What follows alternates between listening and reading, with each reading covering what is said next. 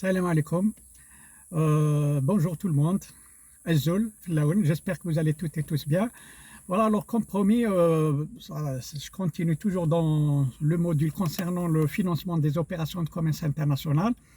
Comme j'avais promis lors de ma précédente dernière vidéo, j'ai dit que je vais aborder avec vous tout ce qui concerne, puisque c'est terminé les financements à court terme, c'est les financements à moyen terme. Aujourd'hui, je vais aborder avec vous le crédit fournisseur, qui est donc un financement, c'est une technique de financement à l'international, qui suppose que, voilà, tout simplement, c'est le crédit fournisseur, tout simplement, c'est une opération par laquelle le fournisseur ou l'exportateur étranger, à travers sa banque, bien sûr, va obtenir un prêt bancaire, donc, pour aider ce fournisseur, bien sûr, dans le cadre de son contrat commercial qu'il a dûment signé avec un acheteur étranger, donc il va l'aider à faciliter pour ces acheteurs à l'étranger les paiements à moyen terme. Ça veut dire que le moyen terme, généralement le financement, c'est on suppose entre 2 ans jusqu'à 7 ans. Donc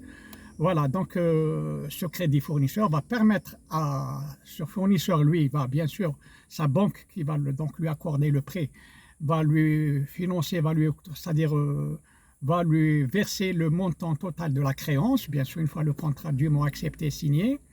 Donc, par contre, les acheteurs, l'acheteur, quand il va rembourser, puisqu'il est situé dans un autre pays, quand il va rembourser, il va rembourser par échéance, des échéances qui sont fixées préalablement.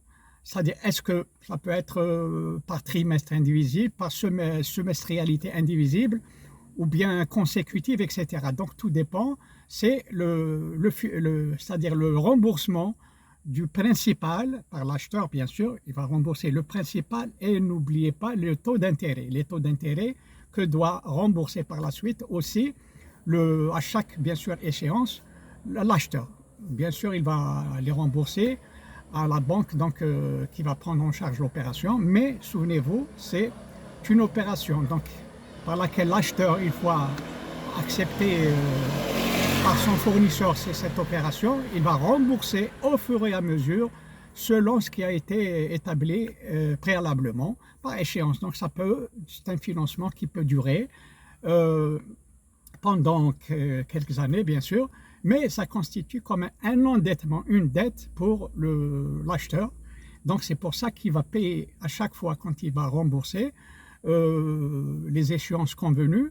Il va payer le principal, on appelle ça le principal, plus le taux d'intérêt. C'est pour ça que ça coûte cher pour l'acheteur et pour le pays aussi où est domicilié l'acheteur, parce que ça constitue une opération d'endettement. Sur ce, j'aurai l'occasion donc d'aborder avec vous lors de la prochaine vidéo une autre technique de financement à moyen qui est le crédit acheteur, qui est différent, on va le voir, du crédit fournisseur. Bon, j'espère que si ça a été clair pour vous. Donc, je répète, c'est une opération de financement à moyen terme.